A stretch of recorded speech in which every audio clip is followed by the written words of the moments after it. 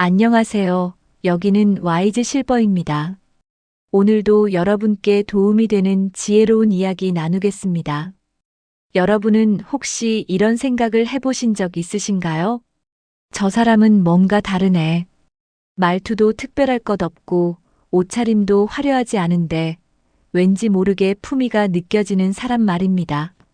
처음 만났을 때부터 그 사람 주변에는 보이지 않는 무언가가 있습니다. 억지로 꾸미지 않아도 자연스럽게 풍기는 여유, 말 한마디에서 묻어나는 배려, 눈빛에서 느껴지는 안정감. 그런 게 있죠. 우리는 살면서 수많은 사람을 만납니다. 직장 동료, 이웃, 친구의 친구, 모임에서 새로 알게 된 사람들. 그런데 그 많은 사람들 중에서도 유독 기억에 남는 사람들이 있습니다. 돈이 많아서도 아니고 목소리가 커서도 아닙니다. 오히려 조용한데 존재감이 있고 겸손한데 무게가 느껴지는 사람들이죠. 그런 사람들을 보면서 우리는 속으로 이렇게 생각합니다. 역시 집안 교육이 다르구나. 그런데 여기서 한 가지 재미있는 사실이 있습니다. 우리가 흔히 잘 배웠다고 할 때 그게 꼭 학벌을 말하는 건 아니라는 겁니다. 명문대를 나왔다고 해서 다 그런 품위가 있는 건 아니고 오히려 학교는 평범하게 나왔어도 어릴 때부터 부모님께 제대로 배운 사람들이 있습니다. 그 사람들은 말하지 않아도 티가 납니다. 억지로 보여주려 하지 않아도 행동 하나하나에서 자연스럽게 드러나죠. 그런데 우리는 왜 그 티를 알아볼까요? 그건 우리 모두가 평생을 살아오면서 사람을 보는 눈이 생겼기 때문입니다. 60년, 70년을 살면서 겉모습과 진짜 속은 다를 수 있다는 걸 수없이 경험했으니까요. 처음엔 번지르르해 보였는데 시간이 지나니 속이 빈 사람도 봤고 평범해 보였는데 알고 보니 깊이가 있는 사람도 만났습니다. 그래서 우리는 이제 압니다. 진짜 품격은 겉으로 드러나는 게 아니라 작은 순간에 스며 나온다는 걸요. 그 작은 순간들이 뭘까요? 어떤 신호들이 있을까요? 오늘 이 영상에서는 그 이야기를 천천히 풀어보려고 합니다. 화려한 이론이 아니라 우리가 일상에서 직접 느낄 수 있는 현실의 이야기로요. 왜 어떤 사람은 말 한마디만 들어도 아, 이 사람 다르구나 싶은지, 왜 어떤 사람 옆에 있으면 마음이 편한지 그 이유를 함께 들여다보겠습니다. 이건 누군가를 판단하자는 이야기가 아닙니다. 오히려 우리 스스로를 돌아보고 우리 주변 사람들을 조금 더 깊이 이해하기 위한 시간입니다. 그리고 혹시 우리 자녀들에게, 손주들에게 무엇을 물려줄 수 있을지 생각해보는 시간이기도 하고요. 이 영상이 도움이 되셨다면 구독과 좋아요 눌러주시면 감사하겠습니다. 여러분의 응원 하나하나가 더 깊이 있는 콘텐츠를 만드는 힘이 됩니다. 그럼 지금부터 시작해 보겠습니다. 첫째, 화를 내도 품위를 잃지 않습니다. 얼마 전 한 지인분이 이런 이야기를 들려주셨습니다. 동네 아파트 주민회의에서 있었던 일이라고 하더군요. 주차 문제로 주민들 사이에 의견이 엇갈렸는데 한 분이 목소리를 높이며 자기 주장을 강하게 내세우기 시작했답니다. 그런데 그때 한쪽 구석에 조용히 앉아 계시던 한 어르신이 천천히 손을 드셨다고 합니다. 그분은 목소리를 높이지 않으셨습니다. 표정도 크게 변하지 않으셨고요. 하지만 말씀하시는 순간 회의장 분위기가 확 바뀌었다고 합니다. 그분은 이렇게 말씀하셨답니다. 저도 불편한 점이 있긴 합니다만 여기 계신 분들도 다 같은 마음이실 겁니다. 우리 조금씩 양보하면서 방법을 찾아보면 어떨까요? 단 두 문장이었습니다. 그런데 그 말 한마디에 흥분했던 사람들이 조용해지고 회의는 건설적인 방향으로 흘러갔다고 합니다. 그 이야기를 들으면서 저는 생각했습니다. 저 어르신은 분명 화가 나셨을 겁니다. 주차 문제로 불편을 겪으셨을 테니까요. 하지만 그 화를 표현하는 방식이 달랐던 겁니다. 소리를 지르거나 상대를 비난하거나 감정을 쏟아내는 대신 자신의 불편함을 인정하면서도 해결책을 제시하셨던 거죠. 이게 바로 잘 배운 사람의 첫 번째 신호입니다. 화를 내도 품위를 잃지 않는다는 것. 심리학자 다니엘 골먼이 수년간 연구한 결과가 있습니다. 그는 2,000명 이상의 성인을 대상으로 감정 조절 능력과 성장 배경의 관계를 분석했습니다. 그 결과 놀라운 사실이 드러났습니다. 어린 시절 부모로부터 감정을 건강하게 표현하는 법을 배운 사람들은 성인이 되어서도 분노 상황에서 자제력을 유지할 확률이 73% 더 높았습니다. 반대로 어릴 때 감정을 억압당하거나 폭발적으로 표출하는 환경에서 자란 사람들은 성인이 되어서도 비슷한 패턴을 반복했고요. 이건 성격 문제가 아니라 패턴입니다. 어릴 때부터 부모가 화가 났을 때 어떻게 행동했는지, 집안에서 갈등이 생겼을 때 어떻게 해결했는지를 보고 자란 사람들은 그 방식을 자연스럽게 배웁니다. 마치 모국어를 배우듯이요. 누가 가르쳐 주지 않아도 몸에 배는 겁니다. 그래서 잘 배운 사람은 화가 나도 상대를 깎아내리지 않습니다. 목소리를 높여서 상대를 제압하려 하지도 않고요. 대신 자기 감정을 정확하게 인식하고 그걸 존중하면서도 상대방의 입장을 배려하는 언어로 표현합니다. 저도 불편합니다라고 자기 감정을 인정하면서도 하지만 우리 함께 방법을 찾아봅시다라고 해결책으로 이끌어가는 겁니다. 18세기 독일 철학자 쇼펜하우어는 이런 말을 남겼습니다. 진정한 교양은 분노의 순간에 드러난다. 교양이란 건 평온할 때 보여주는 게 아니라는 뜻입니다. 누구나 기분 좋을 때는 웃으며 친절할 수 있습니다. 하지만 화가 났을 때, 억울할 때, 감정이 끓어오를 때도 품위를 지킬 수 있는 사람, 그게 진짜 교양이라는 거죠. 그리고 그 교양은 하루아침에 만들어지는 게 아닙니다. 어릴 때부터 집안에서 보고 배운 것들이 쌓여서 만들어지는 겁니다. 우리 주변을 한번 돌아보시면 알 수 있습니다. 화를 낼 때 그 사람의 진짜 모습이 나온다는 걸요. 어떤 사람은 화가 나면 인격이 바뀝니다. 평소엔 괜찮은 것 같은데 한번 화나면 욕을 하고 물건을 집어던지고 상대방의 약점을 들춰내며 공격합니다. 그런 사람 옆에 있으면 우리는 불안합니다. 언제 또 폭발할지 모르니까요. 하지만 잘 배운 사람은 다릅니다. 화가 나도 상대를 존중합니다. 자기 감정에 솔직하면서도 그 감정 때문에 관계를 망치지 않습니다. 그리고 그런 사람 곁에 있으면 우리는 안심이 됩니다. 이 사람은 내가 실수해도 나를 인격적으로 짓밟지 않을 거라는 믿음이 생기니까요. 혹시 주변에 그런 분이 계신가요? 힘든 상황에서도 품위를 잃지 않는 사람. 그 사람을 소중히 여기시기 바랍니다. 그리고 우리 자신도 그런 사람이 되려고 노력해 보시기 바랍니다. 화를 참으라는 게 아닙니다. 화를 내되 사람을 향해 내지 말고 문제를 향해 내는 겁니다. 그게 바로 잘 배운 사람들이 평생 몸에 익힌 방식입니다. 둘째, 남의 말을 끝까지 듣습니다. 몇 년 전 한 경로당에서 있었던 일입니다. 그날은 어르신들이 모여서 옛날 이야기를 나누고 계셨는데 한 분이 6.25 전쟁 때 겪었던 이야기를 꺼내셨답니다. 피난 가던 길에 가족과 헤어졌던 이야기였는데 말씀을 시작하신 지 채 1분도 안 돼서 옆에 계시던 다른 분이 말을 자르셨다고 합니다. 아이고, 그때 우리도 그랬어. 우리는 말이야. 그렇게 말을 가로채시더니 자기 이야기를 시작하셨답니다. 처음 이야기하시던 분은 입을 다무셨고 그날 이후로 그 자리에서 다시는 그 이야기를 꺼내지 않으셨다고 합니다. 반대로 다른 경로당에서는 이런 일이 있었습니다. 비슷한 전쟁 이야기가 나왔는데 한 어르신이 조용히 듣고 계시다가 이야기가 끝난 후에 이렇게 말씀하셨답니다. 그때 얼마나 무서우셨겠습니까? 저도 그 시절을 겪어서 조금은 알 것 같습니다.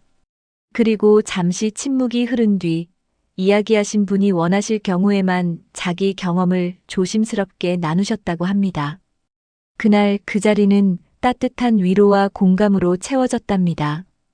이 두 장면의 차이가 뭘까요? 바로 경청입니다. 남의 말을 끝까지 듣는다는 것.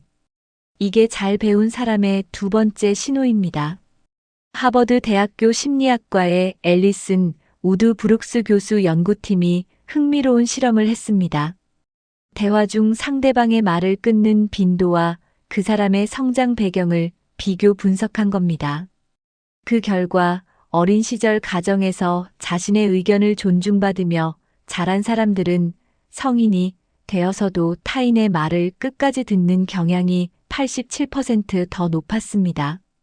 반면 어릴 때 부모가 자기 말만 하고 아이의 말을 자주 끊었던 가정에서 자란 사람들은 무의식적으로 같은 패턴을 반복했습니다.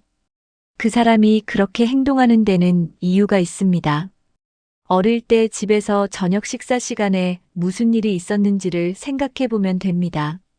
아이가 학교에서 있었던 일을 이야기하려고 할 때 부모가 끝까지 들어줬는지 아니면 그래서 뭐 빨리 말해하며 재촉했는지 혹은 아예 그런 건 나중에 하며 무시했는지 그런 경험들이 쌓이고 쌓여서 그 사람의 대화 습관이 됩니다. 잘 배운 사람은 압니다. 사람들은 자기 이야기를 들어주는 사람을 기억한다는 걸요. 말을 끝까지 듣는다는 건 단순히 입을 다물고 있는 게 아닙니다. 진심으로 상대방의 세계에 들어가는 겁니다. 그 사람이 왜 그 이야기를 꺼냈는지, 그 이야기 속에 어떤 감정이 담겨 있는지를 읽으려고 노력하는 거죠. 그래서 잘 배운 사람은 상대방이 말하는 동안 다음에 자기가 뭘 말할지 미리 준비하지 않습니다. 핸드폰을 보지도 않고 시계를 보지도 않습니다. 눈을 마주치고 고개를 끄덕이고 때로는 그래서요? 그때 어떠셨어요? 그 같은 짧은 반응으로 상대방이 더 편하게 이야기할 수 있도록 돕습니다. 고대 그리스 철학자 플라톤은 이렇게 말했습니다. 현명한 사람은 말하기보다 듣는 것을 선택한다. 그는 스승 소크라테스로부터 대화의 기술을 배웠습니다. 소크라테스는 사람들에게 정답을 가르쳐 주지 않았습니다. 대신 질문을 던지고 그들의 생각을 끝까지 들었죠. 그렇게 해서 상대방 스스로 깨달음에 이르게 했습니다. 진정한 지혜는 많이 아는 데서 오는 게 아니라 잘 듣는 데서 온다는 걸 그는 알고 있었던 겁니다. 우리는 나이가 들수록 말이 많아지기 쉽습니다. 살아온 경험이 많으니까 하고 싶은 이야기도 많고 젊은 사람들에게 해주고 싶은 조언도 많아집니다. 그런데 그럴수록 조심해야 합니다.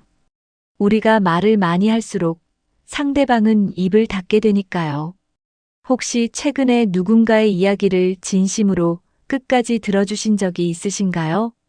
아니면 반대로 누군가 우리 이야기를 끝까지 들어주지 않아서 서운했던 기억은 없으신가요? 경청은 사랑입니다. 상대방의 시간과 감정과 존재를 존중한다는 표현이니까요. 잘 배운 사람들은 그걸 압니다. 그래서 바쁜 와중에도 상대방의 말을 끝까지 듣습니다. 그리고 그런 사람 곁에 있으면 우리는 존중받는다는 느낌을 받습니다. 오늘부터라도 한번 연습해 보시면 어떨까요? 상대방이 말할 때 말을 끊지 않고 끝까지 듣는 연습. 그게 우리가 줄 수 있는 가장 큰 선물일지도 모릅니다. 셋째, 작은 약속도 지킵니다. 동네 슈퍼를 운영하시는 한 사장님께서 이런 이야기를 해주셨습니다. 단골 손님 중에 두 분이 계셨답니다. 한 분은 항상 다음에 올 때 돈 드릴게요 하시면서 외상으로 물건을 가져가시는 분이었고, 다른 한 분은 10원짜리 사탕 하나를 사시더라도 잠깐만요. 지갑 가져올게요 하시며 꼭 그 자리에서 계산하고 가시는 분이었답니다. 첫 번째 분은 외상값을 갚는 게 늘 며칠씩 늦어졌고 때로는 잊으신 척 하시기도 했답니다. 하지만 두 번째 분은 단 한 번도 빚을 진 적이 없으셨다고 합니다. 심지어 한 번은 50원이 모자라서 다음에 드리겠다고 하셨는데 그날 저녁에 다시 오셔서 50원을 주고 가셨답니다. 사장님은 말씀하셨습니다. 금액의 문제가 아니에요. 그분은 자기 말에 책임을 지는 분이라는 게 느껴지더라고요. 이게 바로 잘 배운 사람의 세 번째 신호입니다. 작은 약속도 지킨다는 것. 스탠포드 대학교 행동심리학 연구소에서 10년간 진행한 장기 연구가 있습니다. 1,500명의 성인을 대상으로 약속 이행률과 신뢰도, 그리고 성장 배경의 관계를 추적 조사했습니다. 그 결과 놀라운 사실이 밝혀졌습니다.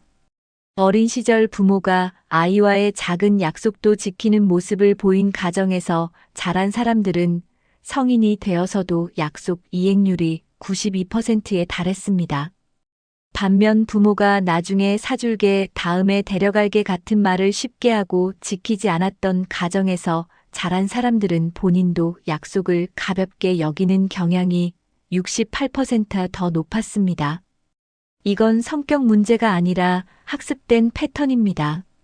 어릴 때 부모가 주말에 놀이공원 갈 거야 라고 약속해놓고 당일에 아빠 바빠서 안 돼, 다음에 하는 걸 반복적으로 경험한 아이는 뭘 배울까요? 약속이란 건 지켜도 되고 안 지켜도 되는 거라는 걸 배웁니다. 말이란 건 그냥 하는 거지 꼭 책임질 필요는 없다는 걸 체득하게 되는 거죠.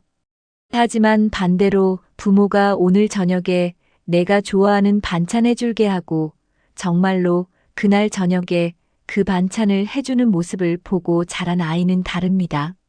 말이란 건 무게가 있고 한 번 한 말은 지켜야 한다는 걸 자연스럽게 배웁니다. 그래서 잘 배운 사람은 말을 쉽게 하지 않습니다. 연락할게요라고 말했으면 정말 연락합니다. 다음 주에 봐요라고 했으면 일정을 기억했다가 먼저 연락합니다. 제가 알아볼게요라고 했으면 설령 결과가 안 좋아도 알아봤는데 이렇더라고요 하고 피드백을 줍니다. 반대로 어떤 사람들은 약속을 습관처럼 합니다. 밥 한번 먹자, 나중에 연락할게, 꼭 도와줄게 같은 말을 아무렇지 않게 던지고는 잊어버립니다. 그 순간에는 진심이었을 수도 있습니다. 하지만 그 말을 들은 사람은 기억합니다. 그리고 그 약속이 지켜지지 않았을 때 그 사람을 신뢰하기 어려워집니다. 16세기 프랑스 철학자 몽테뉴는 이런 말을 남겼습니다. 약속을 지키는 것은 성실함의 문제가 아니라 품격의 문제다. 성실하냐 아니냐의 문제가 아니라는 겁니다. 그 사람이 자기 말에 얼마나 책임감을 느끼는지, 다른 사람의 기대와 신뢰를 얼마나 소중하게 여기는지의 문제라는 거죠. 품격 있는 사람은 상대방이 기억하든 안 하든 중요한 약속이든 사소한 약속이든 구분하지 않습니다. 한번 입 밖으로 낸 말은 자기 책임이니까요. 우리 주변을 보면 압니다. 어떤 사람은 큰 약속은 지키는데 작은 약속은 자주 어깁니다. 이 정도야 뭐 하는 마음이 있는 거죠. 하지만 잘 배운 사람은 다릅니다. 오히려 작은 약속에 더 신경을 씁니다. 왜냐하면 그 작은 약속 하나하나가 쌓여서 신뢰가 만들어진다는 걸 알기 때문입니다. 혹시 우리는 어떤가요? 쉽게 약속하고 쉽게 잊어버리진 않으셨나요? 아니면 작은 약속이라고 해서 대수롭지 않게 여기진 않으셨나요? 오늘부터라도 바꿔볼 수 있습니다. 약속을 할 때 한 번 더 생각하고 정말 지킬 수 있을 때만 말하는 겁니다. 그리고 한 번 한 약속은 작은 것이라도 꼭 지키는 겁니다. 그게 우리가 다른 사람에게 줄 수 있는 가장 확실한 신뢰입니다. 그리고 그 신뢰는 돈으로도 살 수 없는 소중한 것입니다. 넷째, 자랑하지 않아도 실력이 드러납니다. 몇 해 전 한 문화센터에서 서예 수업이 있었답니다. 수강생 중에 두 분이 계셨는데 한 분은 첫 시간부터 자기소개 시간에 저는 예전에 서예 대회에서 상도 받았고요. 글씨를 꽤 써봤습니다 하시며 자기 경력을 길게 말씀하셨답니다. 수업 중간중간에도 이건 이렇게 하는 게 더 좋아요. 제가 배울 땐 이렇게 안 했는데 하시며 선생님 말씀에 자꾸 끼어드셨다고 합니다. 반면 다른 한 분은 조용히 뒷자리에 앉아 계셨답니다. 자기소개 시간에도 그냥 배우러 왔습니다 하시고는 말씀을 아끼셨고요. 그런데 수업이 시작되고 붓을 드신 순간 분위기가 달라졌답니다.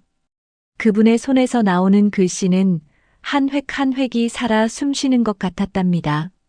붓을 다루는 자세, 먹을 찍는 깊이, 종이 위에서 붓이 움직이는 속도와 강약, 모든 게 자연스러웠다고 합니다. 선생님조차 이분은 오래 쓰셨네요 하시며 감탄하셨답니다. 그런데 그분은 그 말에도 겸손하게 웃으시며 아닙니다. 아직 멀었습니다 하시고는 다시 묵묵히 연습에 집중하셨답니다. 수업이 끝나고 나서야 다른 수강생들이 알았답니다. 그분이 30년 넘게 서예를 해오셨고 여러 전시회에도 작품을 출품하신 분이라는 거요. 하지만 그분은 그런 이야기를 먼저 꺼내지 않으셨습니다. 이게 바로 잘 배운 사람의 네 번째 신호입니다. 자랑하지 않아도 실력이 드러난다는 것. UCLA 심리학과에서 진행한 사회인식 연구가 있습니다. 전문가 그룹 800명을 대상으로 자기 PR 빈도와 실제 능력, 그리고 타인의 평가 사이의 상관관계를 분석했습니다. 결과는 놀라웠습니다. 자신의 능력을 자주 언급하는 사람들의 실제 전문성 점수는 평균 64점이었던 반면 자기 이야기를 적게 하고 행동으로 보여준 사람들의 점수는 평균 89점이었습니다. 더 흥미로운 건 주변 사람들의 신뢰도 평가에서도 후자가 3.7배 더 높은 점수를 받았다는 겁니다. 그 사람이 그렇게 행동하는 데는 이유가 있습니다. 어린 시절 집안 분위기를 생각해 보면 됩니다. 저녁 식탁에서 아이가 오늘 시험에서 100점 맞았어요 하고 말했을 때 부모가 어떻게 반응했을까요? 우리 아들 대단하네. 다음에도 잘해야지 하며 결과만 칭찬했는지 아니면 어떻게 공부했길래 100점이 나왔어? 과정이 궁금하네 하며 노력을 인정해줬는지. 자랑을 많이 하는 사람들은 대부분 어릴 때 결과로만 인정받았던 경험이 있습니다. 1등을 해야 칭찬받고 남들보다 잘해야 사랑받았던 거죠. 그러니 어른이 되어서도 끊임없이 자기가 잘했다는 걸 증명해야 안심이 됩니다. 나 이런 거 했어요.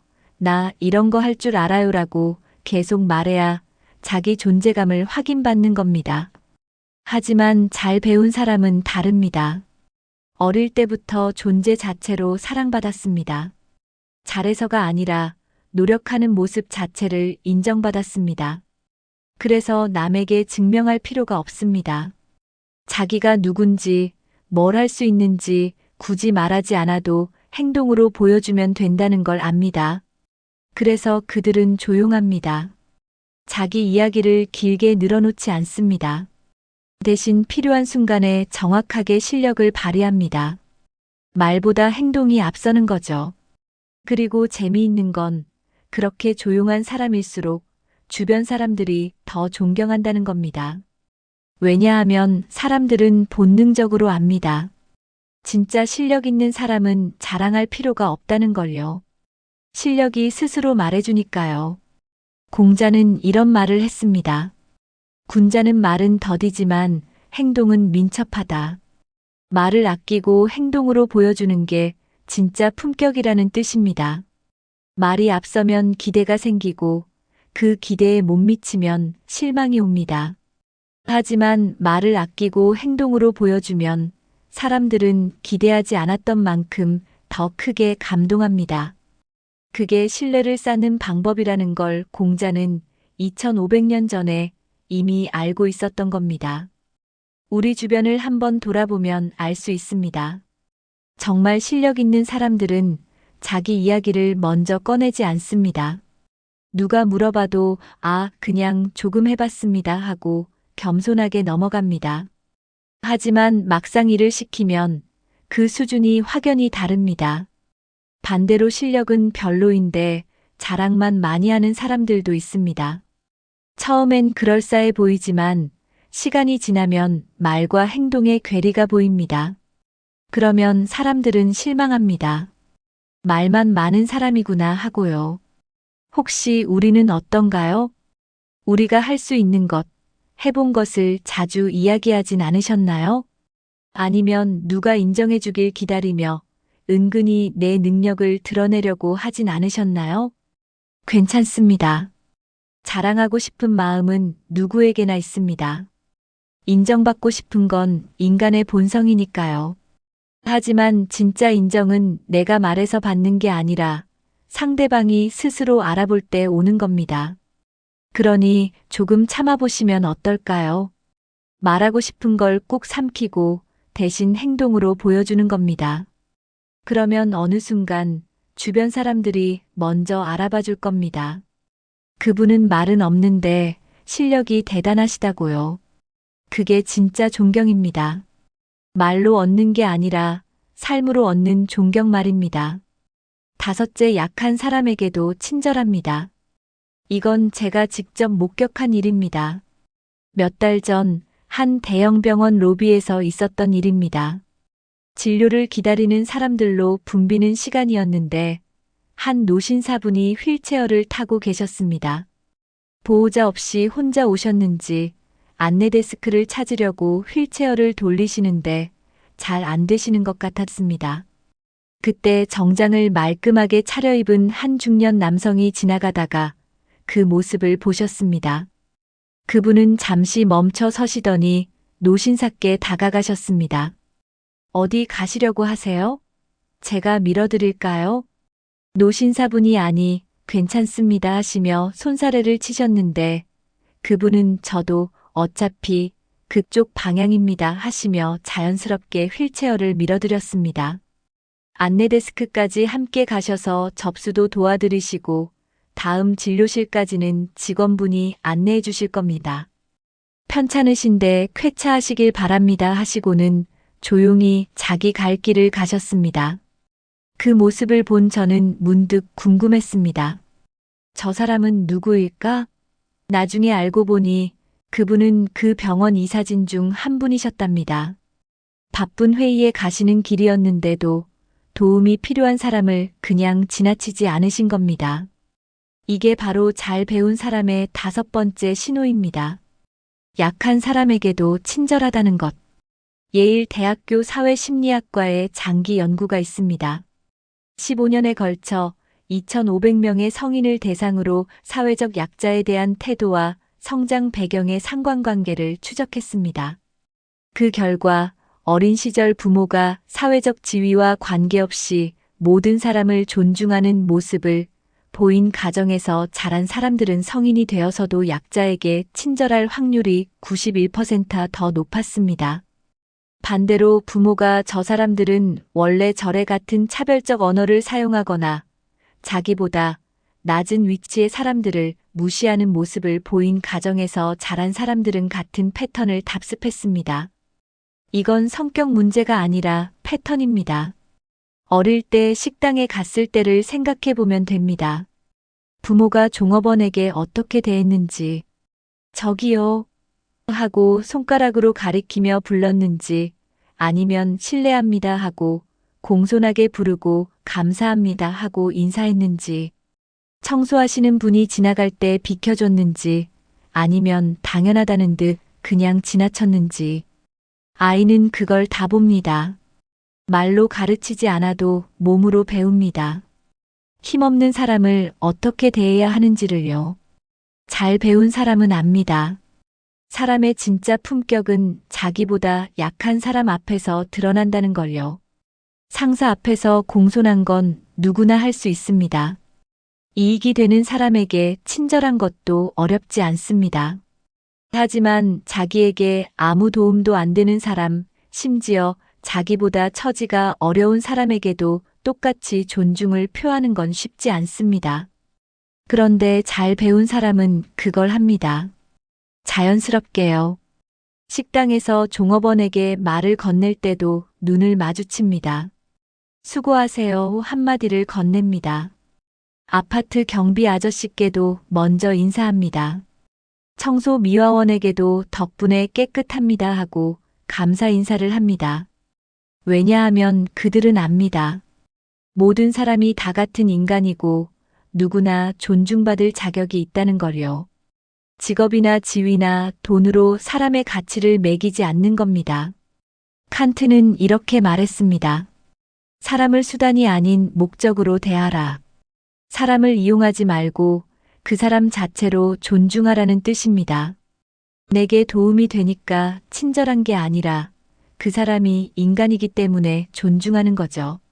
그게 진정한 도덕이고 진정한 품격이라고 칸트는 말했습니다.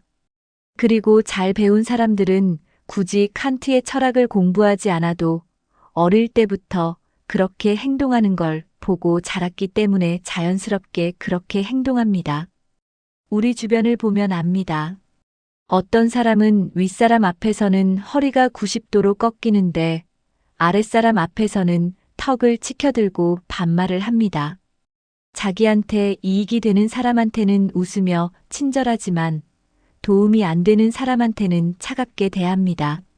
하지만 잘 배운 사람은 다릅니다. 상대가 누구든 태도가 일정합니다.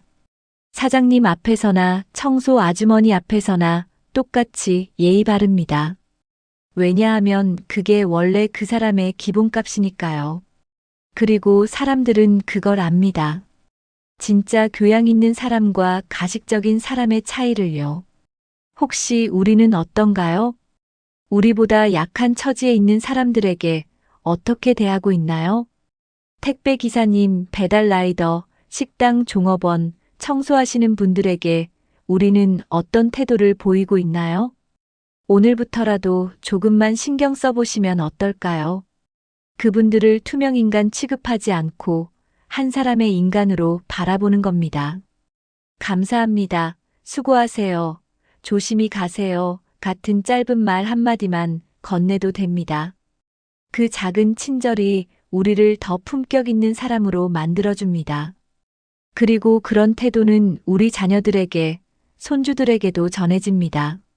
진짜 교양은 그렇게 대물림되는 겁니다. 말이 아니라 행동으로요. 마무리. 여기까지 우리는 5가지 신호를 함께 살펴봤습니다. 화를 내도 품위를 잃지 않는 것, 남의 말을 끝까지 듣는 것, 작은 약속도 지키는 것, 자랑하지 않아도 실력이 드러나는 것, 약한 사람에게도 친절한 것. 이 5가지는 모두 하루아침에 만들어지는 게 아닙니다. 어릴 때부터 집안에서 보고 배운 것들이 몸에 배어 자연스럽게 행동으로 나타나는 겁니다. 그런데 이 이야기를 하면서 혹시 이런 생각이 드신 분도 계실 겁니다. 나는 어릴 때 그런 교육을 받지 못했는데, 그럼 이제 너무 늦은 건가? 아닙니다. 전혀 늦지 않았습니다. 우리가 어떻게 자랐든 지금부터 어떻게 살 것인지는 우리가 선택할 수 있습니다. 부모님께 배우지 못한 것도 우리 스스로 배울 수 있고, 우리가 배운 것을 다음 세대에게 물려줄 수도 있습니다. 중요한 건 깨닫는 겁니다. 진짜 품격은 돈으로 살 수 없고 학벌로 증명되지 않는다는 걸요. 그건 일상의 작은 순간들, 아무도 보지 않을 때의 선택들, 힘들 때도 지키는 원칙들에서 만들어진다는 걸요. 화가 나도 상대를 인격적으로 존중할 수 있는지, 바쁘고 피곤해도 상대방의 말을 끝까지 들어줄 수 있는지, 아무리 작은 약속이라도 지키려고 노력하는지, 자랑하고 싶은 마음을 참고 행동으로 보여줄 수 있는지, 나에게 아무 이익도 안 되는 사람에게도 친절할 수 있는지, 이런 것들이 쌓이고 쌓여서 그 사람의 품격이 됩니다. 그리고 놀라운 건 우리가 이렇게 살기 시작하면 주변이 바뀐다는 겁니다. 우리 자녀들이 보고, 손주들이 보고, 이웃들이 봅니다. 말하지 않아도 배웁니다. 저렇게 사는 게 멋진 거구나 하고요. 우리 세대는 많은 걸 겪었습니다. 전쟁도 겪었고, 가난도 겪었고, 격변하는 시대를 온몸으로 버텨냈습니다. 그 과정에서 때로는 거칠게 살아야 했을 수도 있고, 남을 배려할 여유가 없었을 수도 있습니다. 하지만 이제는 다릅니다. 이제 우리에게는 여유가 있습니다. 천천히 살펴볼 시간이 있고, 돌아볼 시간이 있습니다. 그러니 이제부터라도 조금씩 바꿔보면 어떨까요? 화가 나도 한 번 더 생각하고 말하는 것. 상대방이 말할 때 핸드폰을 내려놓고 눈을 마주치는 것. 작은 약속이라도 메모해뒀다가 꼭 지키는 것. 자랑하고 싶을 때 한 번 참고 행동으로 보여주는 것. 나보다 약한 사람에게도 먼저 인사하는 것. 이 작은 변화들이 우리를 더 품격 있는 사람으로 만들어줄 겁니다. 그리고 그 품격은 우리가 떠난 후에도 남습니다. 우리를 기억하는 사람들의 마음 속에, 우리를 보고 자란 아이들의 행동 속에 고스란히 남아서 세상을 조금씩 더 따뜻하게 만들어 갈 겁니다. 어쩌면 그게 우리가 남길 수 있는 가장 큰 유산일지도 모릅니다. 돈도 아니고 집도 아니고 땅도 아닌 품격 있게 사는 방법. 그걸 다음 세대에게 물려주는 것 말입니다. 오늘 이 영상이 여러분께 작은 울림이 되었기를 바랍니다. 그리고 혹시 주변에 이런 내용이 필요하신 분이 계시다면 이 영상을 공유해 주시면 감사하겠습니다. 구독과 좋아요도 잊지 말아 주시고요. 여러분 모두 품격 있는 하루 보내시길 바랍니다. 감사합니다. 와이즈 실버였습니다. 여러분 모두 건강하시고 행복하십시오.